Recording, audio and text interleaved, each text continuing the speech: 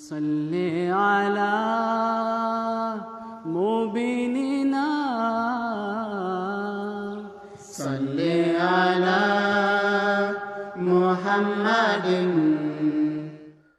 أعوذ بالله من الشيطان الرجيم بسم الله الرحمن الرحيم Assalamu alaikum wa rahmatullahi wa barakatuh, our dear viewers, and welcome to another episode on the life of the Holy Prophet Muhammad sallallahu alaihi wasallam, coming to you from MTA International Gambia Studios.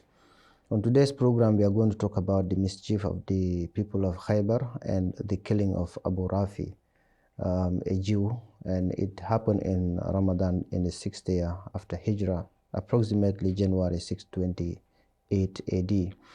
I am here in the studio with Ustaz Demba on my immediate right, and on my far right, Ustaz Ruhan Ahmad. Gentlemen, Assalamu alaikum and welcome to the program. Thank you. Ustaz Demba, let's start with, first of all, the mischief of the people of Khaybar, because that is exactly why this Abu Rafi was killed. You tell us what happened, because this is not the first time that we are talking about the mischief of the Jews. It happened in Medina up to twice, 3 times. We have talked about it in our previous programs. So you tell us the background to the killing of this Jew. Thank you so much. A'udhu billahi minash shaitanir rajim. Bismillahir rahmanir rahim. The mischief making and instigation of the Jews chieftains in Medina resulted to the dangerous conflict of the Battle of Ahzab, known as the Ghazwa of Ahzab, against the Muslims in 5 years after Hijri of the Holy Prophet ﷺ from Mecca to Medina. Among them, Uyay bin Akhtab had already met his end, along with the Banu Qurayza. You know, we understand that they were the last people who were, some of them were executed, the Banu Qurayza, and some were left. They went to wards Khaybar, the area of An-Najd. Then, however, Salam bin Abil Hukayk, whose affiliation was Abu Rafi, was still engaged freely in his mischief making before and in the region of Khaybar. You know, we have the Ghazwa of Ahzab. The humiliating thing is that they were defeated, and they didn't focus on the defeat that happened, but then this Abu Rafi was still adamant, and then he was engaged in visiting some tribes and then some Jews around the area of Khaybar, and then trying to instigate them against Islam.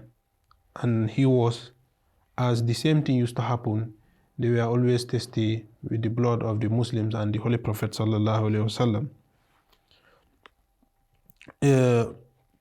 This thing increased, it does not stop, it increased, and then this man went up to the tribe of Ghatafan, where is situated to Khaybar, and the Jews of Khaybar were also the neighbors of the tribe of An-Najd. Abu Rafi, who was very affluent and influenced merchandise, used to visit all these areas, these tribes, and then instigating them against the Muslim. Because of this, we remember that because of this instigation, that's why Ka'b bin Ashraf was also killed. He was with the Holy Prophet ﷺ permission. Ka'b bin Ashraf was killed, and if I'm not forgetting it, the leader of the group who killed Ka'b bin Ashraf was Muhammad bin Salma radiallahu ta'ala anhu, a companion of the Holy Prophet ﷺ, and of course a relative. Muhammad bin Maslam, a companion of the Holy Prophet ﷺ, and of course his relative as well. However, Abu Rafi did not see the killing of Ka'b bin Ashraf as an example, but rather he continued touring the region, inciting them against the Muslims and the Holy Prophet sallallahu alaihi wasallam. Therefore, he also went to these people, the Banu Sa'd. He incited them against the Muslims, who also were able to stand against the Muslims, as the Holy Prophet ﷺ, in defense of the month, during the month of Sa'ban, he sent a team from Medina under the leadership of Hazrat Ali radiallahu ta'ala anhu. They had to confront these Banu Sa'd because they were preparing to attack, and just like the way they were preparing during the Ghazwa of Ahzab, they were also preparing the same way, getting more people, more tribes involved in attacking the Muslims. So therefore the Holy Prophet ﷺ got the information, and he had to send Hazrat Ali and some companions at the time to go and face the Banu Sa'd, which they did in the month of Sha'ban for the sake of defense. Thank you very much, Ustaz Damba. Ustaz Ruhan, we have seen that both the Banu Nadir and Banu Qurayza, were instigators against the Muslims since when they were in Medina. The Banu Nadir, that's why they were, expelled. But the Banu Qurayza were the final group of Muslims, let's say tribes of Jews to leave Medina. But then they suffered huge loss. But that was not an example to those who were left in peace to go and settle somewhere else, and that was in Khaybar. It instigated, it made them more bold. The enmity they had for the Muslims, it was like it multiplied. And then they were exerting all their efforts, their influence and their money and their wealth to make sure that they grab other tribes along, and then they pounce upon the Muslims again, in a battle in the likeness of the Ahzab. And we know how much the Muslims suffered in that battle. And it was because they knew that they cannot stand face to face with that army. That was why they adopted the plan of, digging that ditch so that the army will not cross into Medina. So the Muslims suffered a lot in that battle, and therefore they will not wait for anything like that to happen again. So the companions of the Prophet ﷺ, specifically from the Khazraj tribe, we are told that they met the Prophet ﷺ and discussed with him on how to, eliminate the mastermind of this instigation. You tell us about that. Yeah, Assalamu alaikum wa rahmatullah. As it has been highlighted that the mastermind was Abu Rafi, and he was instigating, he was gathering people from different tribes, because Islam was at its beginning, at the initial stages. The number was growing gradually, and the enemies were so many. The opponents of Islam, there were a lot. So he was using that as an opportunity to gather, all the enemies as one force and attack Muslims. And seemingly again, the scenario was Ahzab was coming up. So to that, as you have already highlighted, the companions of from Khazraj, the Ansari companions from Khazraj, they decided to meet the Prophet of Islam ﷺ, and they proposed a plan that instead of fighting against such a big army, which could eventually result to so much of bloodshed, why not we eliminate the mastermind? Because this will eventually bring their force down. So the permission was granted by the Prophet of Islam ﷺ concerning this plan, and the plan was like then for this plan the Prophet of Islam ﷺ sent Abdullah bin Atiq Ansari radiallahu anhu with some other companions, and they were 4 in number. So they decided to they planned, and they decided to go where he was actually, the castle he was living in. So very interesting details are mentioned in Sahih al-Bukhari concerning what actually happened there. It is narrated that the Prophet of Islam sallallahu alaihi wasallam sent a party of his companions to kill Abu Rafi, and appointed Abdullah bin Atiq radiallahu anhu as their leader.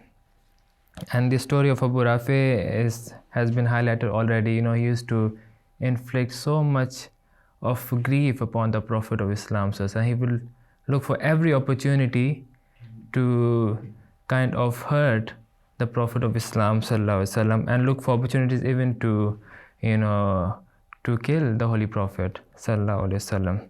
So this was the situation at that time. That is why this proposal was accepted by Holy Prophet ﷺ, by these companions, and they were sent. And now what actually happened was, this leader, who was Abdullah bin Atiq radiallahu anhu, he covered himself with a mantle, and he sat down near the gate of the castle outside, and seemingly like he is performing the call of nature.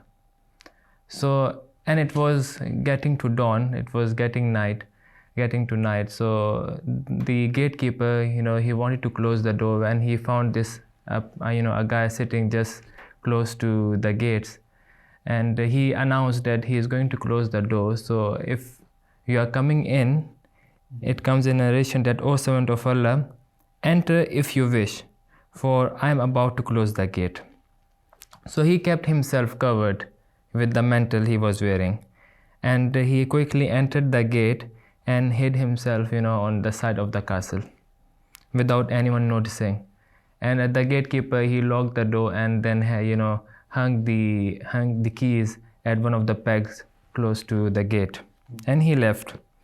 So from there onward, he himself, this leader appointed by Huzur Sallallahu Alaihi Wasallam, narrates the incident. He says that, "First and foremost, I got up and opened the gate, the main gate, so in case if anything comes up, I can easily rush out, so swiftly and easily exit the place when the possible need arises." So he says that at that time, Abu Rafi was in a room of his, and many people were seated around him, having discussions and having an assembly, talking to each other. So when these people dispersed and it became silent, he said, "At that time I decided to climb up and get closer to the place he was staying in, his house." So he says, "When I was climbing, when I used to cross any door, I will lock it up." You close it behind. Exactly, he will close it behind. So when he will get to the next door, he will close that door as well. So as he gets closer to the room of Abu Rafi, he called onto him, and he said that he called out the name of Abu Rafi, to which he responded, "Who is there?" And he says that when I got to his room, it was so dark, the lights were put off, and he could not see anything. And when he called out the name of Abu Rafi, and as he responded, so he said, by following the voice, he sprung towards the source of the voice and made a single and powerful attack with his sword to kill Abu Rafi. But due to the perplexity, because it was too dark, he could not see where he is actually, he missed this first chance. Then Abu Rafi, since he knew that someone has come in to attack me, he cried out loud, and but then since it is said he locked all the doors when he was coming, so no one even could follow and get to the place where he was. But however, he said after some time, just within, not after a long time, but just he said he waited for a little while, then he called out his name again, but with with a change of voice. He played a little trick just to get the attention of Abu Rafi. So when he called out the name of Abu Rafi again, and to that Abu Rafi could not recognize his voice, and said that, "May your mother forsake you, someone has just now attacked me with a sword." So upon hearing this, now this time he was able to trace where he is actually. So he attacked him with a sword, which injured him. Then he attacked him the third time, which killed him, eliminated him. So he said, after this attack, I quickly opened the doors one by one, till I reached outside of the home. However, he continues mentioning the incident. He says that when I was descending from the stairs, I thought that I have reached the end, but there were still some stairs to come down. There were few steps remaining. But then he did not notice, and unfortunately he fell down and broke his leg. And some another narration it said that the leg was dislocated. But however, he said, I tied it with my turban and dragged myself out, and I said to myself that until I'm fully aware that this person has died, I would not leave this place. So he hid himself close to the castle, so that he obviously he was a leader, Abu Rafi. It would be announced openly that he is dead or not. So he waited there until the announcement was made in the early hours of the day. And then after hearing those announcements, he joined back with the other companions who were there, and they went back to Medina, where he narrated this whole incident to the Prophet of Islam sallallahu alaihi wasallam. Jazakumullah, Ustaz Rohan. We have seen that the Sahaba himself took risk to eliminate this person. It's like going into the house of someone who is surrounded by his people everywhere, and do your best to make sure that you eliminate that person before everyone else is aware. Ustaz Demba, we have had also some other narrations that say that the wife was there and she screamed, but then the Sahaba wanted to kill him, to kill her, but you tell us what stopped him. Thank you so much. Ustaz, in this narration, it is mentioned that Abdullah bin Atik radiallahu ta'ala anhu attacked Abu Rafi. His wife began to scream loudly. So, upon which he became worried that others might be alerted by her noise and clamor. Upon this, he raised his sword to kill her, but then he remembered that the Holy Prophet ﷺ had prohibited the killing of women and therefore refrained from doing so. So this is the narration which is mentioned about his wife. The wife was also there in that room, but then the companion made an attempt, but he recalled the advice of the Holy Prophet ﷺ that women are not to be killed in battles or in wars. So this again, we recall the incident of that old lady, Kirfa, who, according to claim of some narration, that she was killed in a bad manner by some companions of the Holy Prophet ﷺ under the leadership of Hazrat Zayd bin Haritha radiallahu ta'ala anhu, which was not true. Because if Hazrat Abdullah bin Atik is able to recall this, I think the commander also, Zayd bin Haris radiallahu ta'ala anhu, would definitely recall this commandment of the Holy Prophet ﷺ, who advised that women should not be harmed during battles.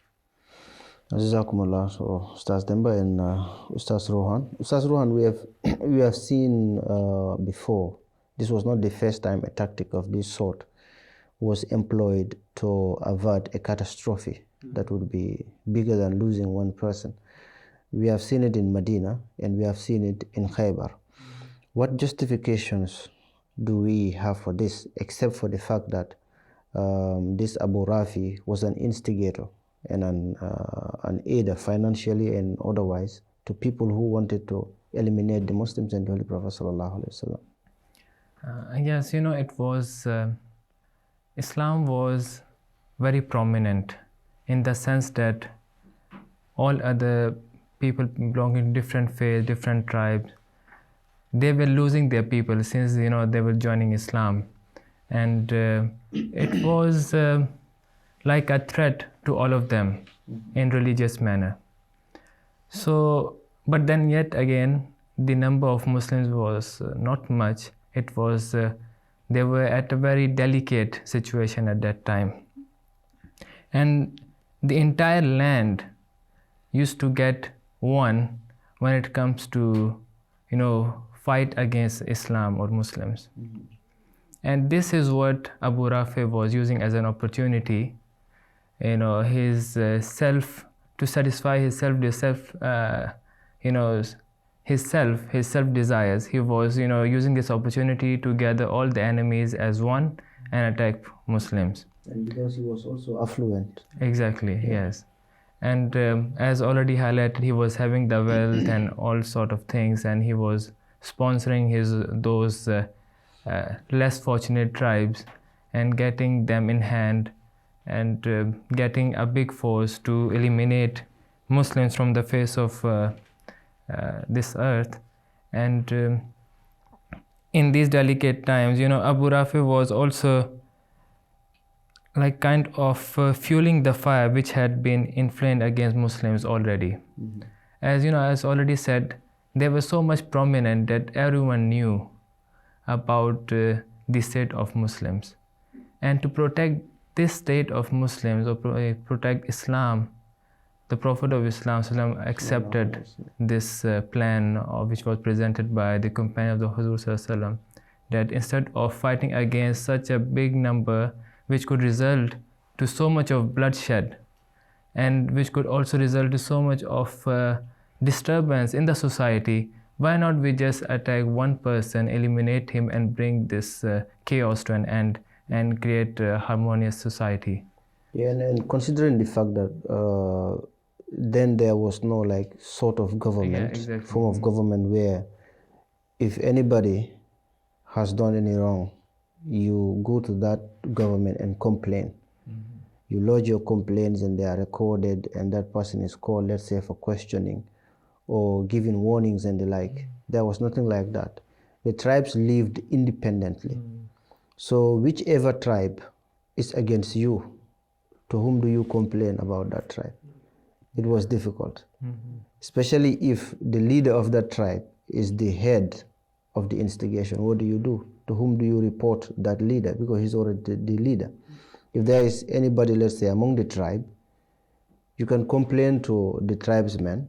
But if it is the leader who is the instigator, to whom do you complain? It was difficult. And it was better, like you have said, to eliminate that one person than to lose tens or hundreds of people in a battle that will be almost meaningless for each side. You want to add something? I was thinking, in fact, even if we see many people were going to die if the Muslims were to go to war with the Jews at this time. The Muslims, compared to the other people surrounding, their number were far lesser than those people. Obviously, they will also suffer loss. But that does not mean that the disbelievers also will not suffer loss. So therefore, hundreds of thousands to die is not good at all. For a one person, single person who is responsible to die is far more better than thousands of people to die, for some of them not committing anything wrong apart from believing in their God, and they want to worship their God freely. And it is unfortunate. I will just, the wordings of Mirza Bashir Ahmad in this book, he said, it is unfortunate that in this era of moral deterioration, emotion of sympathy towards criminals have increased to such an unlawful extent that even a tyrant become a hero.